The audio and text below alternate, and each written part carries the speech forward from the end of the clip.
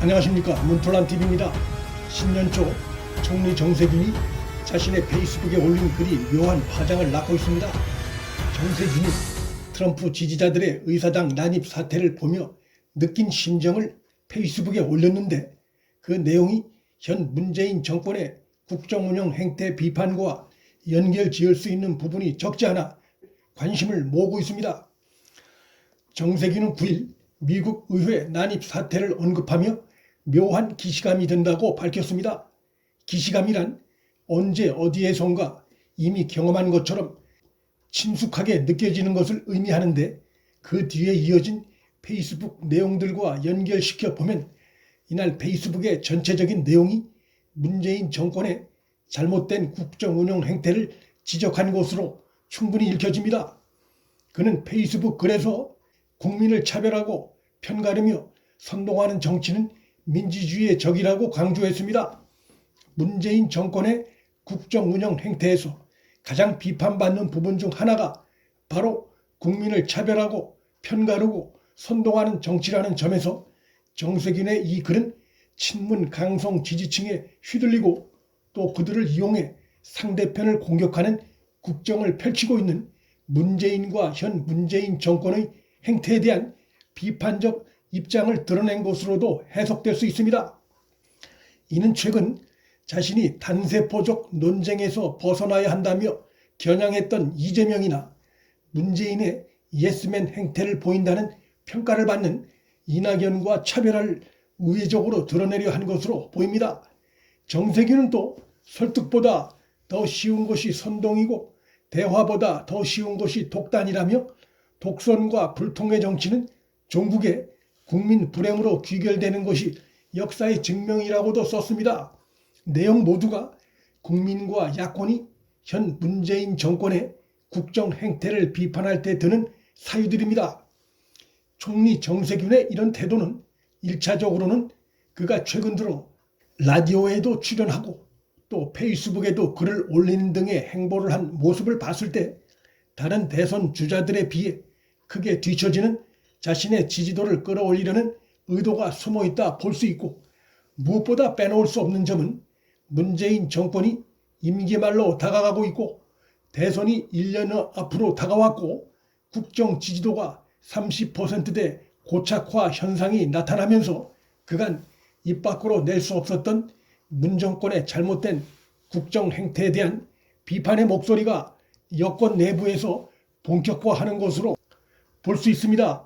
정세균은 대통령, 대법원장과 함께 국가의 3부 요인으로 평가되는 국회의장을 지낸 자로서 대통령이 부른다고 해서 총리직을 맡아 그 자체만으로도 국회를 모욕한 것이고 민주주의 가치를 입에 올릴 자격이 없다는 거센 비판을 받고 있으나, 어쨌든 현 정권의 2인자격인 총리 자리에 있는 자가 현 문재인 정권의 잘못된 국정 행태를 비판한 것으로 읽힐 가능성이 농후한 글을 올린 것은 국민으로부터 외면받기 시작한 현 정권의 말기적 상황을 보여주는 중요한 단면이라 할 수 있습니다.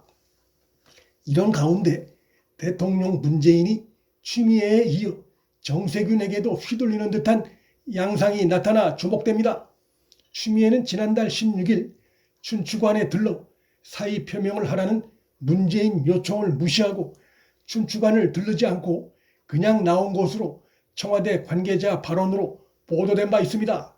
그러자 청와대가 추미애 사의 표명 사실을 밝혀 그의 경질에 사실상 못을 박았지만, 추미애가 사직서를 제출하지 않아 청와대가 후임으로 박범계 임명을 발표하면서도 추미애 사표 수리 여부를 묻는 기자 질문에 제대로 답변을 못하는 일이 발생했습니다.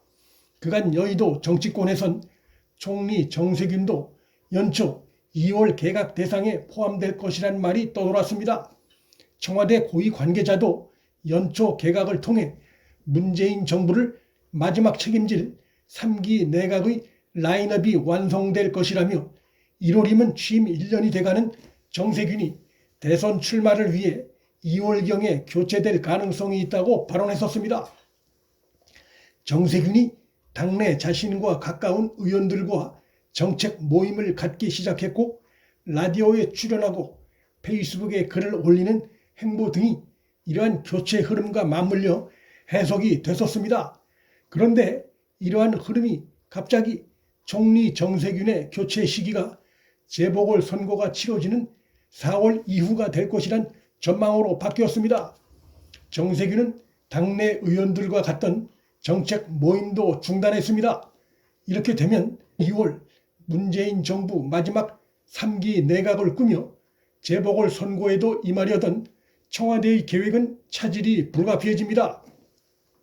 4월 이후 사퇴는 당의 4월 재보궐선거 결과에 대한 직접적인 책임에서 벗어날 수 있고 또 선거 결과에 이낙연 책임론이 본격 불거질 수 있다는 점에서 총리 정세균으로선 2월이 아닌 4월 이후 사퇴는 최적의 타임이 될 수 있다는 점에서 갑자기 바뀐 이 흐름은 정세균의 요구에 의한 것일 가능성이 높아 보입니다.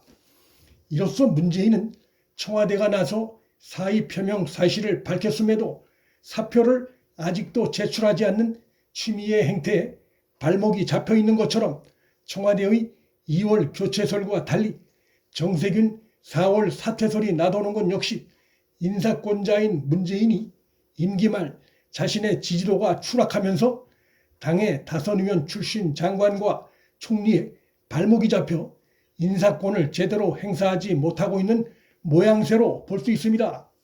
총리 정세균이 페이스북에 올린 글은 속으로 내연하고 있는 현 정권의 내분 실상을 시사하는 하나의 장면이라 할 수 있습니다. 문틀란TV 여기서 마칩니다. 구독과 좋아요, 방송 공유는 방송 제작에 큰 힘이 됩니다. 시청해 주셔서 감사합니다.